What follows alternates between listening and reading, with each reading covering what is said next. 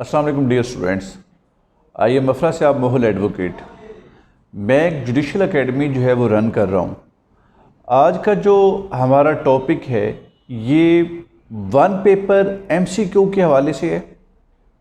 इस पेपर के बारे में आज मैं आपको डिटेल से बताऊंगा कि आपने वन पेपर की तैयारी कैसे करनी है।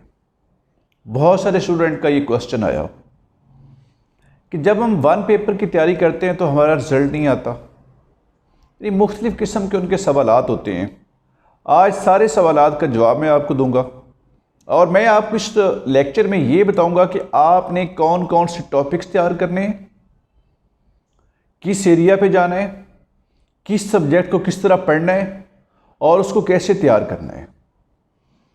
तो इस लेक्चर को हम कह सकते हैं कि ये one paper MCQs on finger tips, ये सारे का सारा लेक्चर आप ध्यान से सुनिएगा, जिसमें मैं आपको टॉपिक्स बताऊंगा, ऐसे एरियाज बताऊंगा जिनकी वजह से आप जो है वन पेपर एमसीक्यू का एग्ज़ाम जो है ये पास कर सकते हैं। ये तहसीलदार, नैब तहसीलदार, सब इंस्पेक्टर के लिए नहीं बल्कि पीपीएससी में जितने एग्ज़ाम होते हैं वन एमसीक्यू पेपर के, उन सब के लिए ये फ़ायदेमंद होगा। तो आइए चलते हैं आज के टॉपिक की तरफ। सबसे पहले याद रखिएगा, जो मैं आज आपको बताने लगा हूँ वो ये है कि सबसे ज़रूरी चीज़ जो है वो इंसान की सेल्फ कमिटमेंट है। जब तक आप अपने आप को मेंटली प्रिपेयर नहीं करते, जब तक आप इस बात के लिए खुद तैयार नहीं होते कि आपने एग्ज़ाम जो है ये कैसे पास करना है, तो आप कभी भी अच्छी तैयारी नहीं कर सकते हैं। कुछ बुक्स भी आपको चाहिए होती हैं। ये ऐसी कौन सी बुक्स हैं जिनसे आप अच्छी तैयारी कर सकते हैं? सबसे पहले तो मैं कहूँगा कि आपके पास मॉडल पेपर्स होने चाहिए। आपके पास बेसिक नॉलेज हर चीज़ का होना चाहिए। वन पेपर एमसीक्यू के लिए कोई भी सब्जेक्ट मैं नहीं समझता कि वो जो है रेलेवेंट ना हो इस चीज़ से, क्योंकि कहीं से भी कोई भी क्वेश्चन जो है एग्ज़ाम में आ सकता है। लेकिन कुछ ऐसे एरियाज़ हैं जहाँ पर से सवाल ज़रूर आते हैं। सबसे पहले तो आपके पास मैप होना चाहिए। जब आपके पास वर्ल्ड मैप है तो आपने उसको कैसे तैयार करना है। याद रखिएगा, जो वर्ल्ड मैप है उसमें से आप कॉन्टिनेंट देखें, टोटल कितने कॉन्टिनेंट्स हैं। उसमें से आप ओशंस देखें, ओशंस कितने हैं। उसके बाद सी देखें उसमें से। फिर अगला हमारे पास वर्ल्ड मैप में से आपने जो चीज़ देखनी होती है वो कंट्रीज़ देखने होते हैं। कितने कंट्रीज़ हैं, किस बरे-ए-आज़म में कौन कौन सा कंट्री है। उसके बाद आपने ये नोट करना होता है कि लैंडलॉक्ड कंट्री कितनी है, जिनके दरमियान जो है वो समंदर नहीं लगता। उसके बाद आपने जितने भी कंट्रीज हैं उनके कैपिटल्स देखने हैं। कैपिटल्स देखने के बाद वहां पर फेमस प्लेसेस देखनी है आपने कि कौन कौन सी फेमस प्लेसेस हैं, कौन कौन सी सिटीज जो हैं वो वहां पर फेमस है। उसके बाद नेक्स्ट हमारे पास जो चीज़ आती है वो ये होती है कि पर्सनैलिटीज़ कौन कौन सी फेमस है वहाँ पर। पर्सनैलिटी से रिलेटेड क्वेश्चन जो है ये बहुत ज़्यादा आता है। उसके बाद करंट अफेयर्स पे आपकी नज़र होनी चाहिए। उसके बाद हम बात करते हैं वहाँ पर रिवर्स कौन से हैं, वो रिवर ओरिजिनेट कहाँ से होता है। इसके बाद हम चलते हैं, अगर हम पाकिस्तानी मैप की बात करें, पाकिस्तानी ज्योग्राफी को बेसिकली समझने के लिए फजल करीम जो है उनकी बुक बहुत अच्छी है, ज्योग्राफी ऑफ पाकिस्तान, वो आप ज़रूर पढ़ें। पाकिस्तान में आपने देखना है कि लोकेशन जो है किस जगह की कहाँ पर है। उसके बाद पॉपुलेशन कितनी है पाकिस्तान की। नेक्स्ट चीज़ बॉर्डर्स कितने हैं, बॉर्डर्स की लेंथ कितनी है। अगर किसी मुल्क के साथ कोई बॉर्डर है तो उसका नाम क्या है, किस जगह का कितना एरिया है। माउंटेन्स आपने देखने हैं, कौन सी सिटीज़ में हैं, माउंटेन्स की जो बुलंदी है वो कितनी है, कौन सी रेंज है उन माउंटेन्स की, रिवर्स जो हैं वो कितने हैं, डैम्स आपने देखने हैं, बैराज देखने हैं आपने। उसके बाद आपने वहाँ पे फेमस प्लेसेस जो हैं वो नोट करनी है। फेमस प्लेसेस के बाद पर्सनैलिटीज़ पे आपने जाना है। कोई सिंगर है या कोई सियासी शख्सियात में से अगर हम बात करते हैं तो कौन सी ऐसी सियासी शख्सियत है जो उस एरिया में से है, उस एरिया की कौन सी जो चीज़ है वो फेमस है, कौन से कोई बुज़ुर्ग हैं जो हिस्ट्री में वहाँ से गुजरे। उसके बाद जो चीज़ नेक्स्ट आपने नोट करनी है वो है पाकिस्तान अफेयर्स। ये बात हम करते हैं एक मैप की, जब आप मैप पढ़ रहे होते हैं तो उसमें से ये चीज़ें आपने नोट करनी है। मैं ये आपको बिल्कुल नहीं कहता कि आप जो भी कोई एमसीक्यू, बहुत सारे स्टूडेंट ऐसे होते हैं अगर एक एमसीक्यू भी देख लिया है तो उसकी तहकीक के पीछे विकीपीडिया, गूगल पे चले जाते हैं और कहीं से कहीं निकल जाते हैं। बुक्स पे ज़्यादा रिलाय करें क्योंकि स्मार्ट स्टडी जो है ये भी सक्सेस के लिए ज़रूरी है। उसके बाद हम बात करते हैं इस्लामिक स्टडी की, कि इस्लामिक स्टडी पढ़ते हुए आपने कौन सी चीज़ें देखनी है। इस्लामिक स्टडी में नबी पाक सल्लल्लाहु अलैहि वसल्लम के मतलब जितनी मालूमात हैं वो आपने पढ़नी है। और रईक अल मखतूम एक बुक है, अगर आप वो पढ़ लें तो वो बहुत अच्छी बुक है।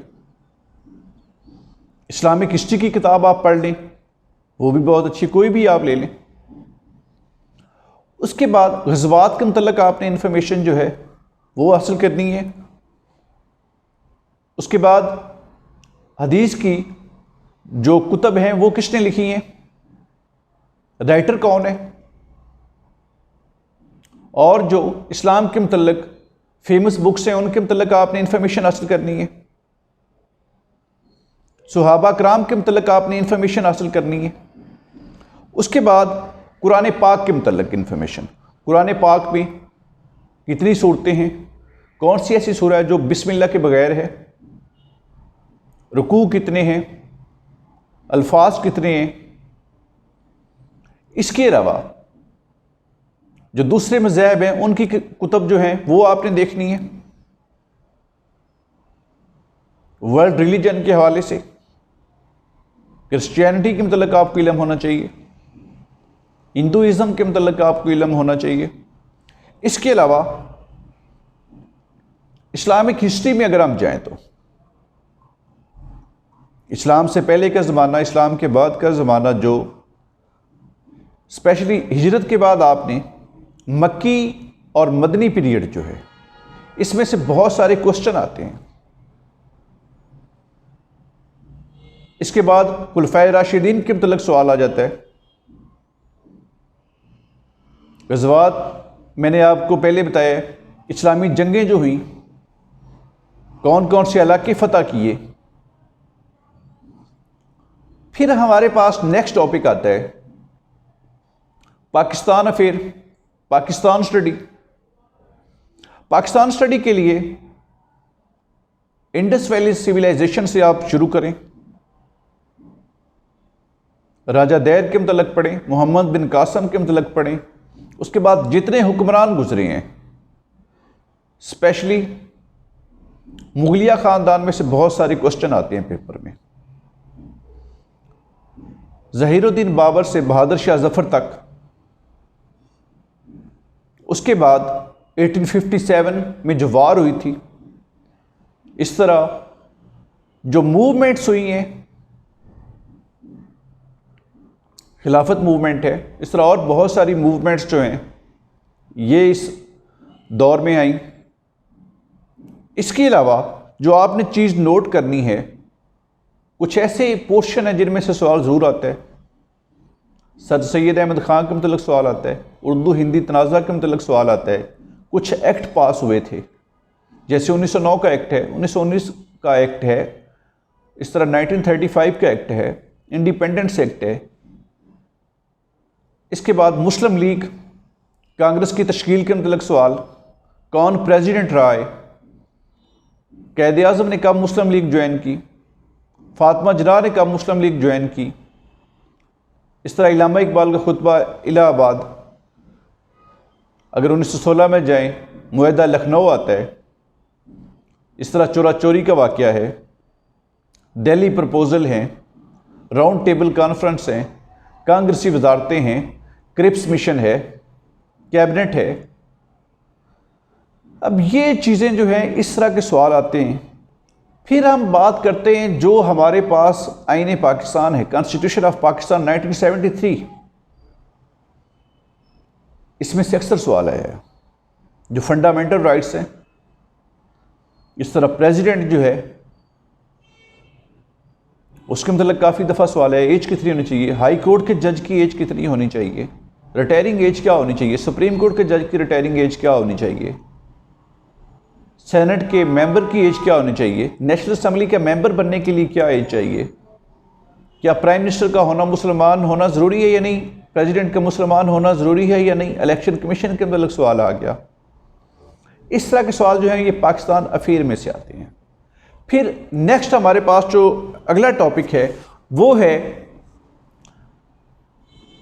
कि आपने मैथमेटिक्स जो है उसको कैसे करना है। यहाँ पर अफरा से आमोल जुडिशल एकेडमी में हर सब्जेक्ट पर जो है वो क्लासेस होती हैं। आपको बेसिक मैथमेटिक्स जो है ये आना चाहिए, क्योंकि बहुत सारे स्टूडेंट ऐसे हैं जो Islamic study, Pakistan study, everyday science इस पोर्शन में तो नंबर हासिल कर लेते हैं, लेकिन मैथमेटिक्स उनको नहीं आता। मैथमेटिक्स के लिए जो अलजबरा है, 8 क्लास तक जो मैथ है उसमें अगर वो आपको आता हो तो आप मैथ का पोर्शन जो है ये सॉल्व कर सकते हैं। 10 नंबर हो या पेपर में 20 नंबर हो, आप मुकम्मल हासिल कर सकते हैं।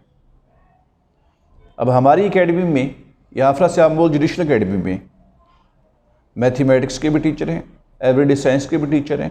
हर टीचर जो है, अगर एवरीडे साइंस है तो उसके लिए अलग से टीचर हैं, उर्दू के लिए अलग से टीचर हैं, इंग्लिश के लिए अलग से टीचर हैं। तो आपके लिए हम जो है वो बेसिक मैथमेटिक्स का होना बहुत ज़रूरी है। और मैं समझता हूँ कि जो 1 पेपर MCQ की तैयारी कर रहे हैं और अगर फेल होते हैं तो उसमें सबसे बड़ी वजह जो है ये मैथ का पोर्शन बनता है। उसके बाद नेक्स्ट आता है हमारे पास एवरीडे साइंस। एवरीडे साइंस में विटामिन्स और ये जो बीमारियां हैं, एड्स हो गया, कैंसर हो गया, फीवर हो गया, जैसे डेंगू फीवर आया था, कोरोना वायरस आया है, इसके मतलब सवालात पूछे जा सकते हैं। फिजिक्स, केमिस्ट्री, बायो में से कोई भी जो क्वेश्चन है वो पुट किया जाता है, लेकिन बेसिक सवालात आपसे पूछे जाते हैं। उसके बाद जियोग्राफी। ज्योग्राफी में से सवालात जो हैं वो बहुत ज़्यादा आते हैं। कौन सी जगह किस सीमत में है। ज्योग्राफी का पोर्शन के कुछ जो पॉइंट्स हैं वो मैं आपको ऑलरेडी बता भी चुका हूं। अगर हम करंट अफेयर्स की बात करें, ये जो ऑर्गेनाइजेशन है इनके मतलब सवालात पूछे जाते हैं, UNO के मतलब पूछा जाता है, सार्क के मतलब पूछा जाता है, अरब लीग है, इस तरह बहुत सारी शंघाई कोऑपरेशन जो है उसके मतलब, मुस्लिम ममालिक की जो ऑर्गेनाइजेशन है उसके मतलब सवालात पूछे जाते हैं। कौन सा जो मुल्क है उसमें कौन सा प्राइम मिनिस्टर है, कौन सा प्रेसिडेंट है, कौन सा किंग है, मलका कौन है, ये सवालात पूछे जाते हैं। अगर कोई इश्यूज हुए हैं, इंटरनल इश्यूज और एक्सटर्नल इश्यूज, इस पे सवालात बहुत ज़्यादा पूछे गए। अब ये हमारी सारी चीज़ें हो गई जो कि एक पेपर में पूछी जाती है। इसके अलावा कुछ ऐसे पोर्शंस हैं जो मैं आपको अभी लिखवाता हूं कि आपने वो पोर्शन ज़रूर करने हैं, जिनमें से एग्जामिनर जो है मैंने देखा है कि अक्सर सवालात पूछे हैं। वो आप बेशक नोट कर ले, मैं आपको लिखवाता हूं, वो आप साथ नोट करते जाइएगा कि कौन कौन सी जो अहम चीज़ें हैं जो पेपर में पूछी जाती हैं। कुछ तो मैं आपको बता चुका हूँ, कुछ मैं अभी आपको साथ बताता हूँ। ज़कात के मतलब सवालात, इवेंट्स ऑफ इस्लाम के मतलब सवालात, जो कुछ जंगें हुई हैं उनके मतलब सवालात। इस तरह ये भी सवाल आया है कि जब जंग दोम हुई थी, जिसे वर्ल्ड वार 2 कहते हैं हम, जंग अजीम 2, उस वक़्त बरतानिया का प्राइम मिनिस्टर कौन था, अमेरिकन प्रेसिडेंट कौन था? अगर हम इस्लाम की बात करें, कौन सा गज़वा जो है वो किस हिजरी में हुआ, वाक़या करबला कब हुआ? उसके बाद नेक्स्ट जो हमारे पास चीज़ आती है वो वर्ल्ड एयरलाइंस हैं। कौन सी एयरलाइन जो है वो किस मुल्क में है, कौन सी न्यूज़ एजेंसी जो है ये किस मुल्क में है। उसके बाद जो इन्वेंशंस हुई हैं, कौन सी इन्वेंशन जो है वो किसकी है। उसके बाद ये जो मुखफ़फ़ आते हैं, ये कौन सा 3 लफ्ज़ दे दिए उसका मुखफ़फ़ क्या बनता है। उसके बाद बुक्स एंड आथर्स के मतलब सवालात जो हैं ये बहुत ज़्यादा आते हैं। नेक्स्ट आता है कि लार्जेस्ट दुनिया में क्या चीज़ है, स्मॉलेस्ट क्या चीज़ है, दुनिया में आबादी के लिहाज से सबसे बड़ा मुल्क कौन सा है, रकबे के लिहाज से बड़ा मुल्क कौन सा है, इस तरह के क्वेश्चन। उसके बाद स्टेट्स के मतलब जो वर्ल्ड बेस हैं इनके मतलब सवालात। उसके बाद नेक्स्ट जो कॉन्टिनेंट्स हैं उनमें से वो सवालात पूछ लेते हैं कि कौन से कॉन्टिनेंट में कितने ममालिक शामिल हैं। उसके बाद कुछ ऐसी जगह हैं उनका पुराना नाम क्या था। फैसलाबाद का जो है वो पुराना नाम क्या था, साहिवाल का पुराना नाम क्या था, पाकिस्तान का पहला कैपिटल कौन सा था। अब एक और सवाल जो है वो बहुत अहम है, स्पोर्ट्स के मतलब सवालात बहुत ज़्यादा आते हैं। क्रिकेट के मतलब सवालात आ गए, फुटबॉल के मतलब आ गए, कौन सा प्लेयर जो है ये किस मुल्क से तल्लुक़ रखता है, कौन सा प्लेयर जो है ये कौन सी गेम का है। अवार्ड्स जो हैं, मिलिट्री अवार्ड्स या नोबेल प्राइज़ हैं, ये किसको मिले। मौजूदा नोबेल प्राइज़ जो है 2020 में किस किस को दिया गया। उसके बाद नेक्स्ट क्वेश्चन जो है वो ये आता है कि जो पाकिस्तान की एयर फोर्स है या नेवी है या पाकिस्तान आर्मी है, इसमें जो अवार्ड्स दिए जाते हैं उनके नाम क्या है, इस वक्त कौन सा हेड है उनका। नेक्स्ट कंप्यूटर क्वेश्चन आते हैं, MS वर्ड का सवालात। उसके बाद शॉर्ट की MS वर्ड की, MS एक्सेल से सवालात आते हैं, इंटरनेट के मतलब क्वेश्चन आते हैं। अगर कोई एप्लीकेशंस है, फेसबुक है जैसे, तो ये कब लॉन्च की गई, गूगल कब लॉन्च की गई, कौन इसका हेड है, किसने इसको बनाया और वो किस मुल्क से तल्लुक़ रखते हैं, ये सवालात आते हैं। ईमेल के मतलब, किसी मैसेंजर के मतलब सवालात पूछ लिए, सॉफ्टवेयर के मतलब क्वेश्चन आ सकते हैं। उसके बाद ये सवालात हैं और ये हमारे YouTube चैनल पर अवेलेबल भी हैं। मेरी कोशिश होती है कि जो स्टूडेंट एकेडमी नहीं ज्वाइन कर सकते, मैक्सिमम जितने लेक्चर्स हैं मैं अपलोड करता रहूं। उसके बाद इंग्लिश की जब हम बात करते हैं, इंग्लिश में ग्रामर का होना बहुत ज़रूरी है आपको, specially sentence completion, one word substitution, idioms, phrases, prepositions, इनके मतलब सवालात जो हैं ये बहुत ज़्यादा आते हैं। कुछ और भी चीज़ें हैं जो आपने साथ जो है वो नोट करनी है। सिनोनिम है, इंटोनिम्स हैं, पार्ट्स ऑफ स्पीच हैं, पंक्चुएशन है, ये सवालात इंग्लिश में से पूछे जाते हैं। उसके बाद अगर हम एवरीडे साइंस की यहाँ पर बात करें, जो मुख्तलिफ़ किस्म की साइंसेस हैं उनके मतलब सवालात। अब साइकोलॉजी का बानी किसे कहा जाता है, ये सवालात इस तरह के। उसके बाद जो पाकिस्तान की करंट गवर्नमेंट है, करंट मिनिस्टर कौन सा है, वज़ीर कानून कौन है मौजूदा, पंजाब का जो है ये वज़ीर आला कौन है, चीफ जस्टिस ऑफ पाकिस्तान कौन है, chief justice of high court कौन है, किसी अदारे के सरबराह का नाम क्या है, मौजूदा आईजी पंजाब का नाम क्या है। इस तरह के क्वेश्चन जो हैं ये भी पूछे जाते हैं। उसके बाद जो ऑर्गेनाइजेशन है इनके हेडक्वार्टर कहाँ पर है। इसके अलावा इंटरनेशनल कोर्ट ऑफ जस्टिस के मतलब सवाल पूछे जाते हैं, कितने टोटल जज हैं, उसका हेडक्वार्टर कहाँ पर है। इसके अलावा जब हम बात करते हैं उर्दू पे, वो शेर दे दिया, उसका राइट जो है वो शायर कौन है,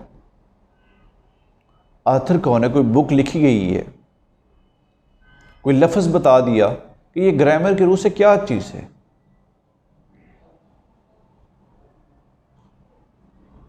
शायर की कुतुब के हवाले से सवालात पूछे जाते हैं। उसके बाद नेक्स्ट जो हमारे पास चीज़ है वो है मिसलेनियस क्वेश्चंस। कुछ ऐसे सवालात होते हैं जो आप अखबारों में पढ़ते हैं, जैसे मौजूदा हिजरी कौन सी चल रही है। आजकल जो एग्ज़ाम हो रहे हैं उसमें यह भी पूछा जाता है कि कोई अगर पॉलिटिकल फिगर है तो उसकी डेथ कब हुई, उसकी डेथ की बाकायदा डेट पूछी जाती है। और जब आप पेपर कर रहे हो तो पेपर में आपने बेशक -25 जो है .25 वो नेगेटिव मार्किंग है, इसके बावजूद आपने 100 का 100 क्वेश्चन करना है। किसी सवाल को आपने पेपर में छोड़ना नहीं है, क्योंकि जो आपने छोड़ दिया उसका आपको नंबर नहीं मिलेगा। जो आप करके आए हैं वहाँ पर चांस है कि आपके जो मार्क्स हैं वो अच्छे आ जाएंगे। लेकिन अगर आप वन पेपर MCQ की प्रिपरेशन कर रहे हैं तो उसके लिए सबसे ज़रूरी है कि आपके पास रेलेवेंट मटेरियल हो। कम से कम आपको 8 से 10 घंटे जो है ये आपकी स्टडी होनी चाहिए। उसके बाद आप बार बार टेस्ट दें। ये कभी ना सोचें कि जैसे अब बहुत सारे ऐसे स्टूडेंट हैं जिनकी मुझे कॉल्स आई कि सर तहसीलदार में 1 लाख से ऊपर जो है वो स्टूडेंट्स ने अप्लाई किया है, तो क्या हम बन सकते हैं। तो मैं उन्हें एक ही बात कहता हूँ कि यार आपको तो एक ही सीट चाहिए ना।